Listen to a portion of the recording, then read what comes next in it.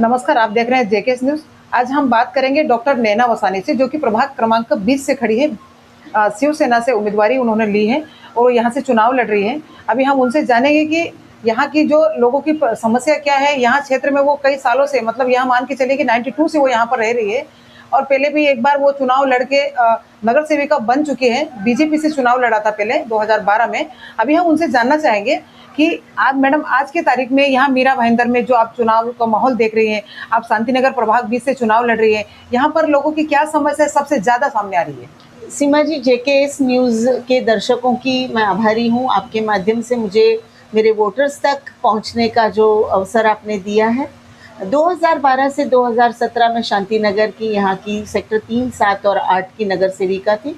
उस समय भी मैंने जन सामान्य की समस्याओं को सुलझाने की कोशिश की थी और उस समय पानी की समस्या गहरी थी, जो अभी कुछ हल्की हुई है, लेकिन पानी की समस्या, फेरी वालों की समस्या ये ज्यों की त्यों है।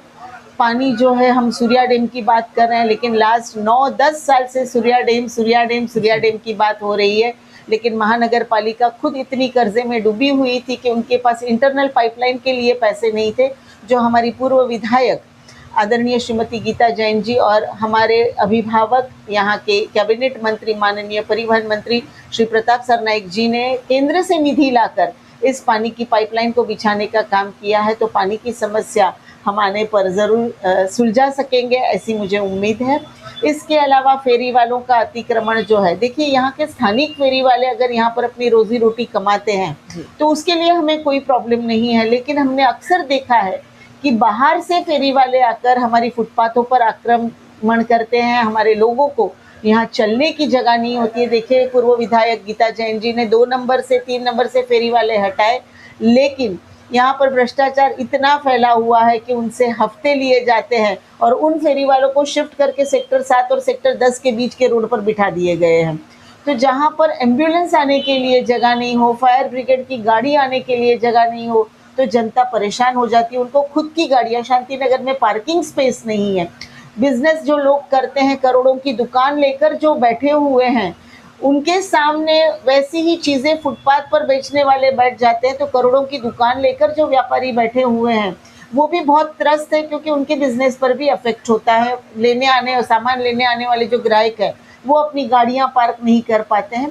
तो इन सभी चीज़ों के से निजात दिलाने की मैं पूरी कोशिश करूँगी और डॉक्टर होने के नाते मेरी जो पहली बात होगी वो जन आरोग्य के लिए करूँगी। हमारी जो इंदिरा गांधी हॉस्पिटल है या टिम्बा हॉस्पिटल है, वहाँ पर आरोग्य की सुविधाएं अच्छे से अच्छी उपलब्ध हो, उसके लिए मैं महासभा में आवाज़ उठाऊंगी। मैं अपनी ओर से मेडिकल कैंप तो हमेशा आयोजित करती हूँ और एक महिला होने के नाते महिला सुरक्षा, महिला सम्मान और महिला आत्मनिर्भरता, ये मेरा लक्ष्य होगा। मैडम, यहाँ पर मैंने कई बार ऐसा सुना है कि यहाँ नहीं, मैंने हर क्षेत्र में सुना है, पूरा मीरा भाईंदर में सुना है कि जितने भी फेरी वाले बैठते हैं तो नगर सेवक लोग उनसे हफ्ता लेते हैं। क्यों लेते? क्योंकि वो जगह नगर सेवक की हो गई, नगर की सेवा करना उनका काम होता है, या वहाँ उस नगर में जो भी फेरी वाले बैठते हैं उनसे हफ्ता लिया जाता है, या वो बीएमसी की जगह बीएमसी भी उनसे पैसा लेती है और नगर सेवक भी? ये सिस्टम समझ में नहीं आया मुझे। देखिए मैम, जो फुटपाथ है, शांतिनगर में कोई ऐसी मार्केट नहीं है जी।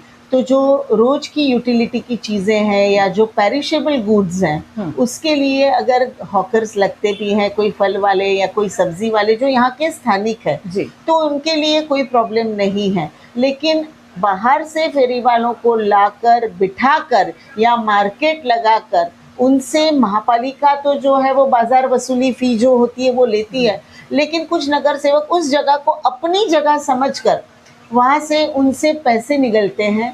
उनकी रोजी रोटी जो है वो उसी पर चलती है। देखिए, मैं किसी का नाम लेना नहीं चाहूँगी, लेकिन आजकल लोगों को एक ये हो गया है कि नगर सेवक बने हैं या राजनीति में आए हैं तो वो कमाने का जरिया है।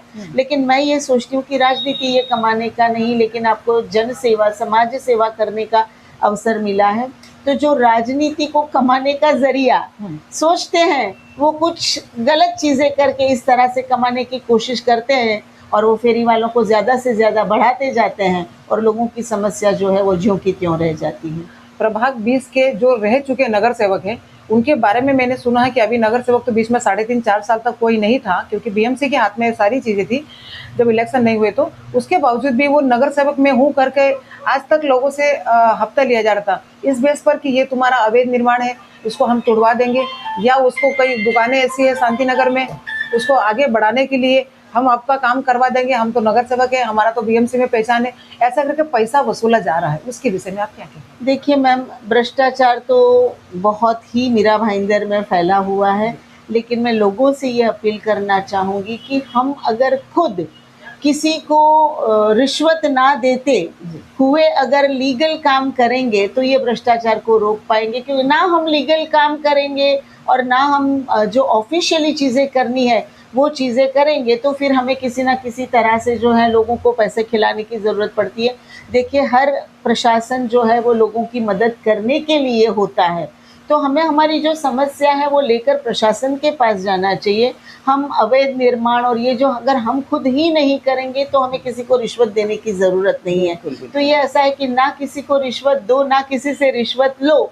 अगर हमारी जनता भी यही समझती है, या अंडर द टेबल वाला काम जो नहीं करना है, तभी इस भ्रष्टाचार को हम रोक सकते हैं, वरना जो है इस भ्रष्टाचार को रोकना बहुत मुश्किल होगा।